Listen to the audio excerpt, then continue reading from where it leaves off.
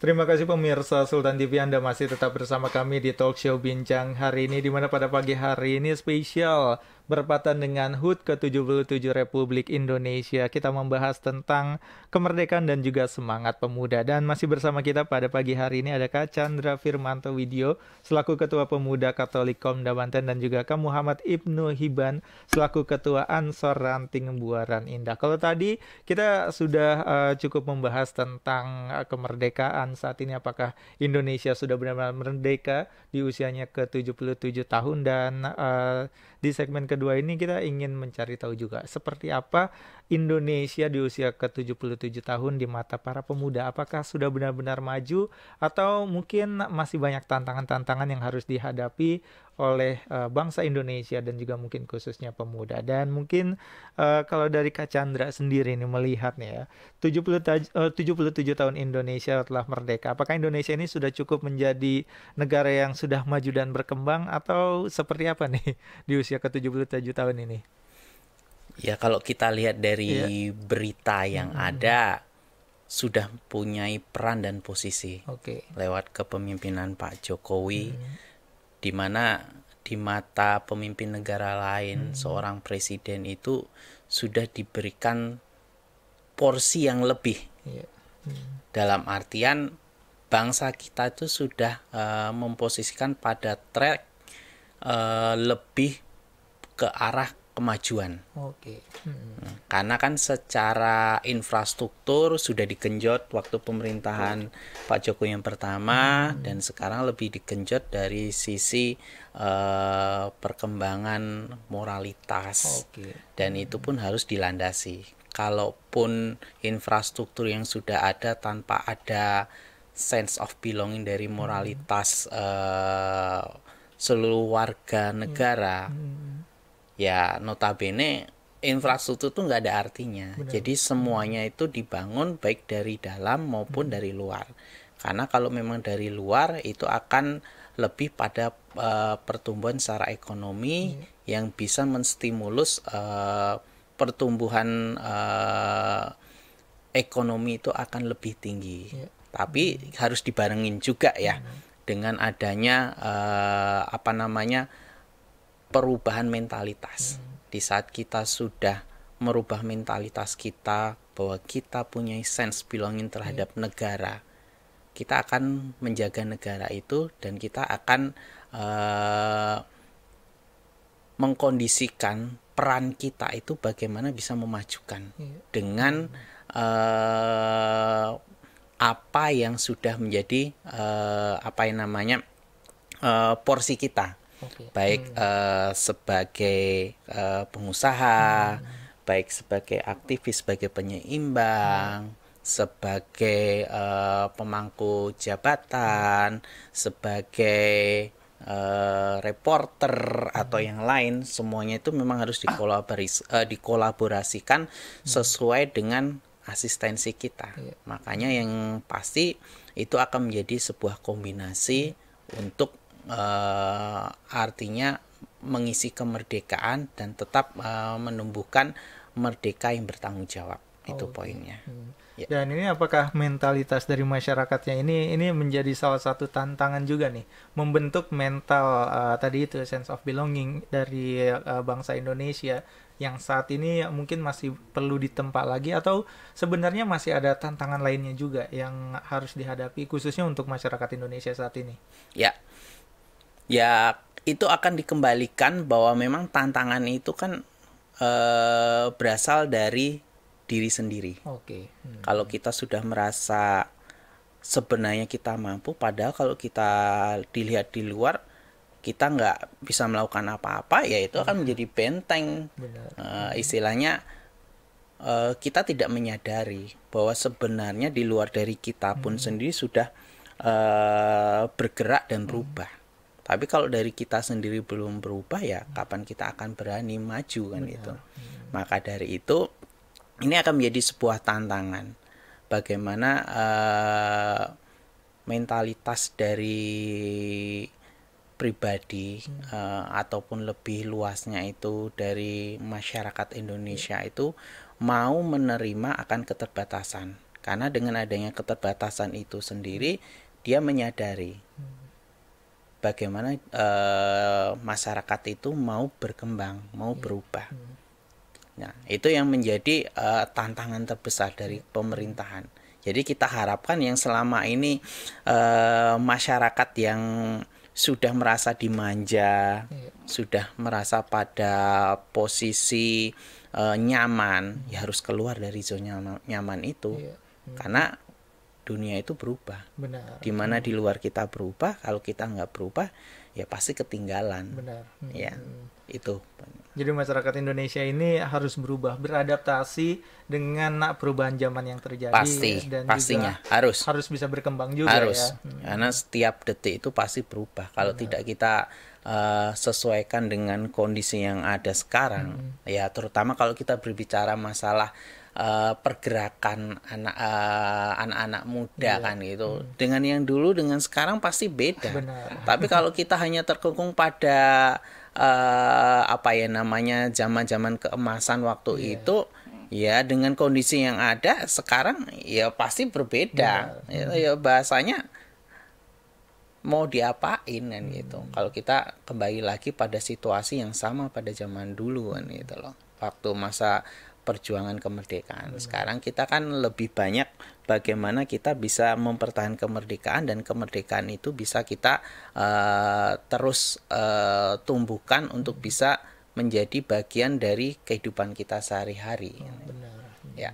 Jadi setiap harinya harus ada perjuangan tersendiri gitu ya. Pasti untuk harus tumbuh gitu masyarakatnya. Iya. Oke. Kalau dari Kak Ibnu sendiri ini melihat 77 tahun Indonesia merdeka, ini apakah sudah ada perkembangannya, dan apakah Indonesia ini sudah memasuki fase sebagai negara yang cukup maju seperti apa?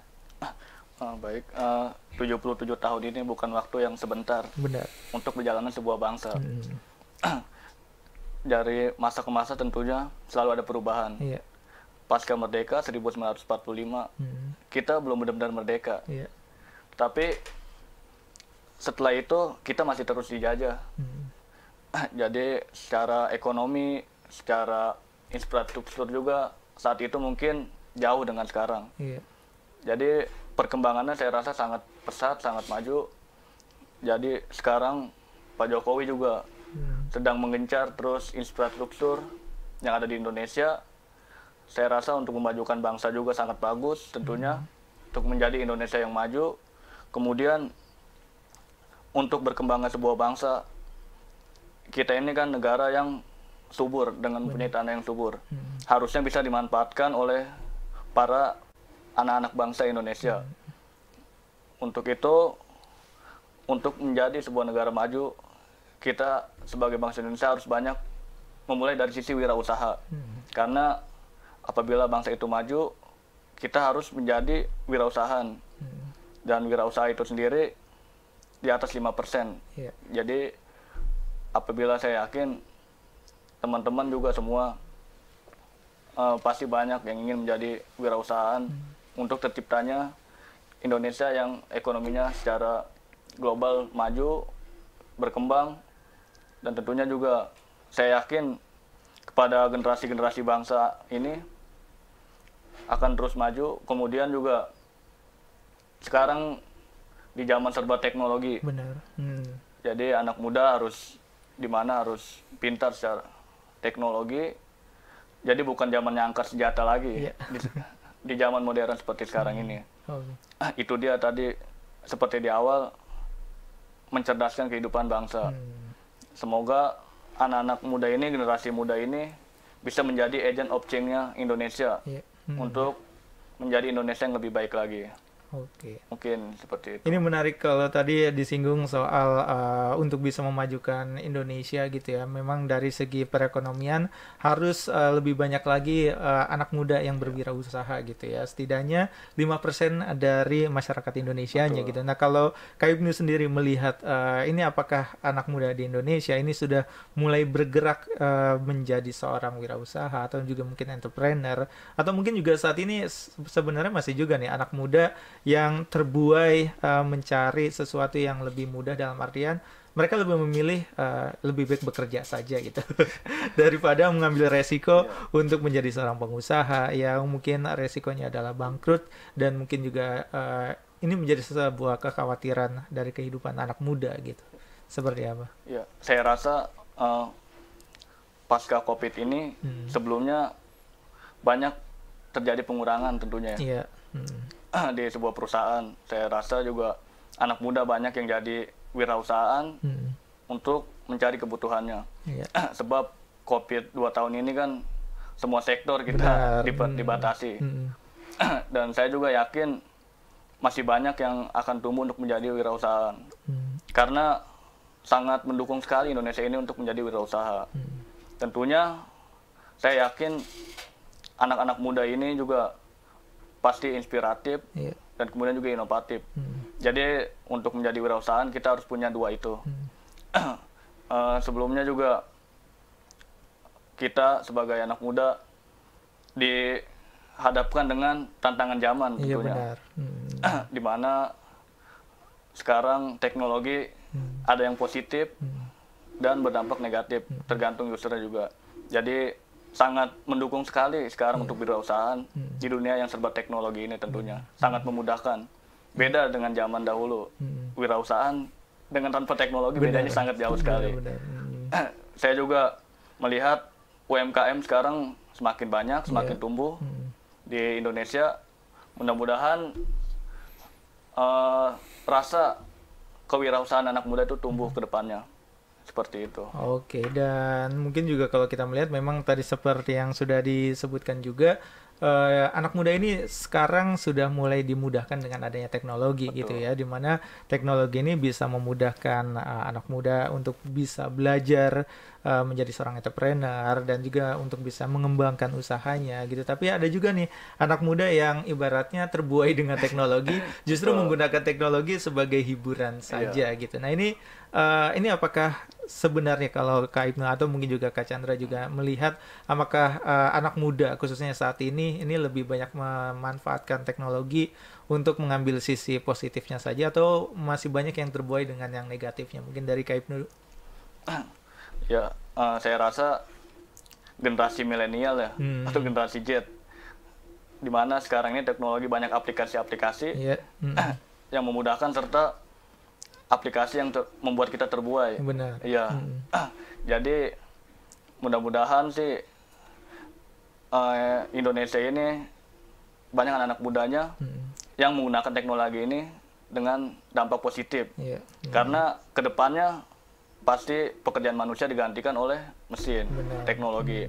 Jadi saran saya atau berharap untuk saya juga tentunya kita kuasai teknologi untuk menguasai perkembangan zaman ini.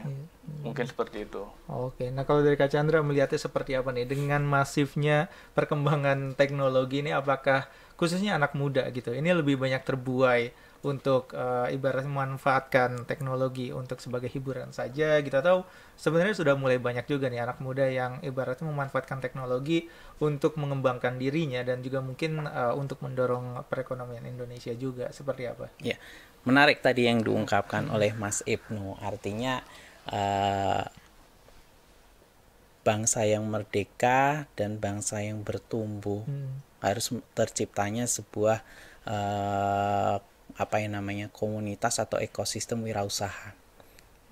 Yang dengan target 5% aja udah cukup, itu bisa membuat kemajuan betul-betul bisa kita lihat ya gerakannya sangat cepat. Pertumbuhan ya menjadi dilematis yang ada ya, kembali lagi hal yang kita lihat sejauh ini ya secara pribadi lah, saya melihat dengan adanya kemanjaan oleh adanya teknologi, kadangkala kita tidak menyadari, atau sebagian anak-anak lah kayak gitu tidak menyadari bahwa itu ada satu tantangan atau istilahnya bahasanya ya istilahnya menjadi pembodohan. Jadi kreativitas itu berkurang. Makanya kalau kita bilang yang ada kalau kreativitasnya sudah berkurang, ya gimana kita bisa mau maju kan gitu loh. Semuanya hal yang mengandalkan teknologi. Padahal teknologi itu kan bikinan kita. Benar. Nah, kita seharusnya bisa mengontrol teknologi. Cuma karena memang dalam ruang lingkup kita tuh selalu dibatasi, ternyata teknologi berkembang sangat signifikan dan kita tidak mengikutinya. Ya notabene jadi istilahnya dinina-bubukkan. Ya kita harapkan kalaupun kita mau bertumbuh dan berkembang, ya kita bisa memanfaatkan perkembangan teknologi itu. Nah, salah satunya ya saat ini sedang diwujudkan atau sedang digalakkan oleh pemuda Katolik, terutama di Banten itu, bagaimana memanfaatkan digitalisasi dengan terkoneksi yang namanya program bank sampah. Jadi sekarang ini kami sedang mendigitalisasikan bank sampah lewat pilah sampah di situ dengan bekerja sama banyak aplikasi yang memberikan keuntungan yang bisa mensupport kita, mengedukasi warga, dan juga bisa memberikan efek secara social entrepreneur kan gitu. Nah ini yang menjadi program yang nyata yang bisa kita wujudkan di dalam masyarakat. Karena memang kalau lebih kita tekankan secara sirkular ekonomi itu bisa menambah, bisa menambah ekonomi warga yang mau bergerak untuk pilah sampah. Tapi secara global, secara menyeluruh, ini menjadi sebuah sosial pekerjaan kita bagi bisa mewujudkan karakter orang mau memilah. Ini kembali lagi, ya saya tanya dari Mas Inum atau dengan yang lain. Sebenarnya kalau setiap hari kita bisa membuang sampah pada tempatnya dan kita pilah dan tidak tercampur dengan kategori yang lain, notabene yang gunung sampah yang ada di sekitar kita itu tidak ada. Malah kita bisa memanfaatkan hal ini, bisa menjadikan nilai ekonomisnya lebih banyak, lebih baik kan gitu. Nah ini hal-hal yang kecil, karena kita melihat hal yang sederhana, tapi bisa kita istilahnya kita wujudkan dalam suatu gerakan untuk bisa mewujudkan sirkular ekonomi itu sendiri. Ya itu penting sekali, makanya perlu kita sounding, perlu kita sharing ke semuanya. Hal yang positif harus kita tularkan. Jadi bukan diri kita sendiri, tapi bisa menjadi contoh yang masif bagi teman-teman semuanya gitu. Baik. Jadi salah satu gerakan yang ibaratnya tidak hanya memanfaatkan digitalisasi, tapi juga ini bisa membangun mental masyarakatnya gitu ya, untuk lebih peduli lagi terhadap lingkungan, dan juga yang pastinya ini juga bisa mendorong perekonomian juga gitu ya. Jadi dari beberapa sektor ini semuanya ibaratnya tersentuh lah ya gitu ya. Jadi dari segi teknologinya masyarakat jadi beradaptasi dengan digital gitu ya, dan dari segi lingkungannya masyarakat jadi lebih peduli terhadap lingkungan, dan juga dari segi perekonomian masyarakat juga terdampak gitu, ekonominya jadi semakin lebih maju lagi. Kalau dari teman-teman Ansor ini seperti apa? Apakah ada gerakan yang serupa nih yang memanfaatkan digitalisasi juga? Baik, dari teman-teman Ansor sendiri sekarang sedang menggebukan dari sektor UMKM. Jadi di sini kita mengumpulkan anggota-anggota yang mempunyai usaha, kita buka dalam satu tempat. Di situ yang usaha kopinya silakan ditaruh di situ. Kemudian yang dari bisnis fashion ada juga. Kemudian dari teman-teman Ansor sendiri sekarang ada namanya dari produk-produk rumahan seperti bahan-bahan pokok. Itu ada, sekarang sedang kita bangun, dan juga itu sudah berjalan. Mudah-mudahan juga itu bisa membantu dari sektor ekonomi. Dan juga tentunya sudah banyak sarana ya sebenarnya. Jadi sekarang juga secara penjualan lebih mudah karena dengan menggunakan teknologi. Jadi media-media seperti Facebook, WhatsApp itu sudah menjadi bisa untuk sebagai promosi, media promosi. Tentunya juga saya dan teman-teman terus memajukan dari UMKM ini. Kita selain menjual di tempat itu, kita juga ikut di event-event yang ada di Kota Tangerang. Jadi untuk memajukan UMKM itu. Seperti itu. Oke, jadi memang mendorong UMKM yang ada di sekitar gitu ya untuk beradaptasi juga terhadap teknologi gitu supaya mereka bisa mengembangkan usaha-usahanya juga ke depannya ya. Dan kalau tadi kan lumayan cukup menarik kalau kita membahas tentang salah satu permasalahan yang mungkin dihadapi oleh anak muda saat ini juga, yaitu di mana anak muda dihadapkan oleh teknologi dan mereka masih belum bijak nih ibaratnya Ya.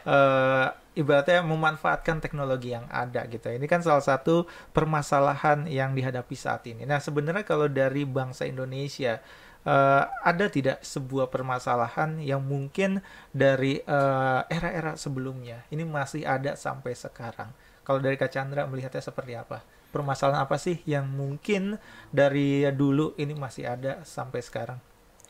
Ya, menjawab pertanyaan tadi dari pemuda Katolik itu sekarang ada sebuah program namanya Petra Digital. Oke. Petra Digital itu adalah satu program bagaimana kita bisa menjadi agen perubahan dengan adanya teknologi-teknologi yang ada sekarang. Nah, ini pun sendiri kita lagi mencari agen perubahan itu sendiri. Di samping dari kader-kader pemuda Katolik, kita juga kemarin banyak menyampaikan ide-ide pada teman-teman pergerakan yang lain bisa menjadi agen perubahan itu sendiri dengan memanfaatkan teknologi kan itu. Apalagi dari pemerintah pusat pun sendiri lewat Kementerian Komunikasi dan Informatika itu sangat mendukung.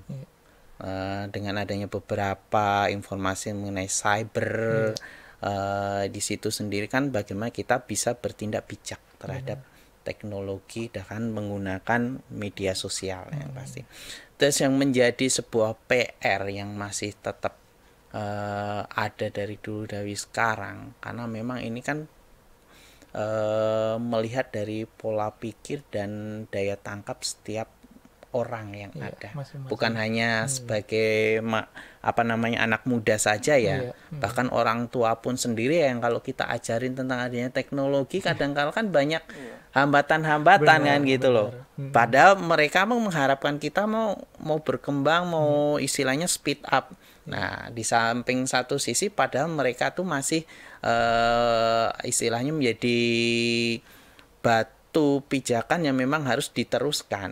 Nah, kalau memang sekarang dari anak-anak muda itu mengambil peran, ya sebagian besar mereka lebih cenderung bagaimana bisa berusaha dengan memanfaatkan teknologi, baik teknologi secara aplikasi ataupun dalam sisi kehidupan sosial. Nah, itu sudah mulai masif dan sudah mulai banyak yang memang diambil bagian, dan rata-rata pemimpin-pemimpin yang punya nilai secara ekonomikal dalam petik tinggi rata-rata masih muda. Oh iya. Ya, kita sudah tahu semuanya dan itu betul-betul menjadi sebuah kuda pacuan buat teman-teman yang lain. Nah, kalau memang kita tidak bisa mengembalikan esensi dari teknologi yang ada, terus tidak kita kondisikan terhadap apa yang kita butuhkan, itu akan menjadi sebuah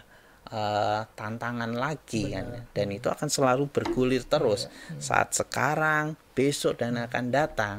Cuma kalau kita bisa memahami kebutuhan kita dengan memanfaatkan teknologi sebagai solusi, itu pasti akan terpecahkan. Karena kita melihat ini ada sebuah peluang, bukan sebuah tantangan harapan. Kalau kita sudah melihat peluang, ya kita berarti bisa melihat bahwa ini akan bisa meningkatkan daya saing kan. Ya, itu yang menjadi sebuah PR yang memang harus kita hadapi, selain tadi dengan karakter-karakter perkembangan dari pertumbuhan dari generasi per generasi sendiri. Dan itu juga harus disesuaikan dan disosialisasikan terus-menerus.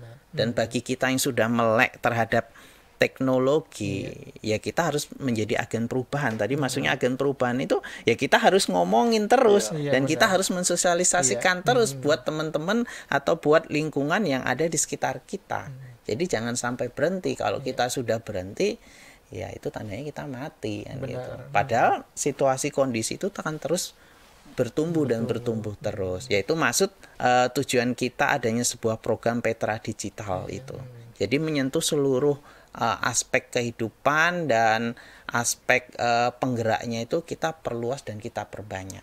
Ya kita harapkan dengan teman-teman yang lain akan seperti itu yang kita kolaborasikan. Jadi sebagai agen perubahan ini tidak hanya kita harus beradaptasi, tapi juga bisa membuat masyarakat sekitar kita ini juga bisa beradaptasi dan bisa bertumbuh juga gitu ya. Jadi memberikan pengaruh yang sama besarnya gitu, dan akhirnya memang masyarakat ini bisa bersama-sama, ini bisa menyelesaikan permasalahan yang ada. Jadi ketika ada sebuah tantangan ini bukan menjadi penghalang, tapi juga bisa dijadikan sebuah peluang gitu ya. Betul sekali. Nah kalau dari Kak Ibnu sendiri ini melihatnya seperti apa ini? Ini apakah ada permasalahan sebenarnya di bangsa Indonesia yang saat ini mungkin masih belum terselesaikan dari zaman dahulu? Bangsa Indonesia, kita dikenal dari dulu sebagai bangsa yang beradab, yang menjaga sopan santun. Saya berharap kedua ini masih ada di sisi dari anak-anak muda.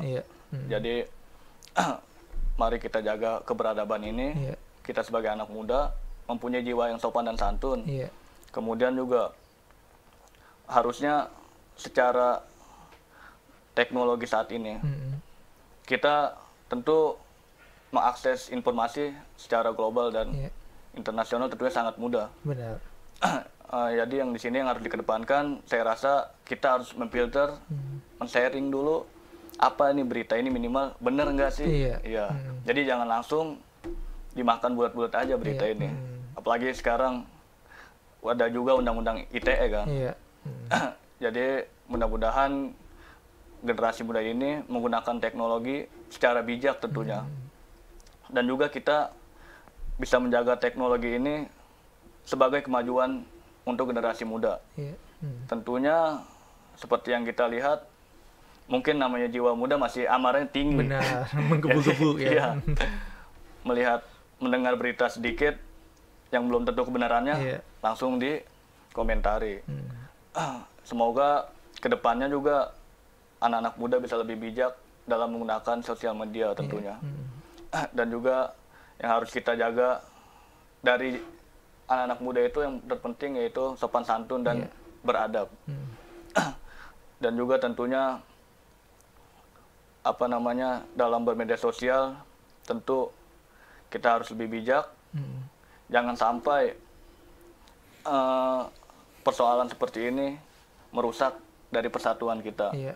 Karena kan sekarang media sosial ini menjadi awal kerusakan juga tentunya.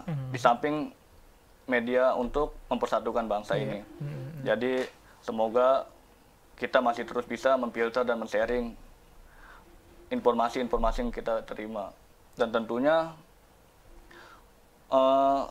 teknologi ini mudah-mudahan bisa merata juga di seluruh Indonesia.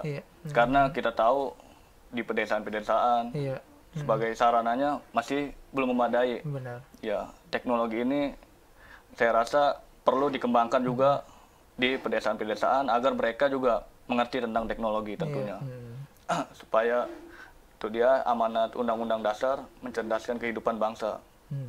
Mudah-mudahan juga kita sebagai jiwa muda menjadi agen yang terus bisa memimpin bangsa ini ke depannya.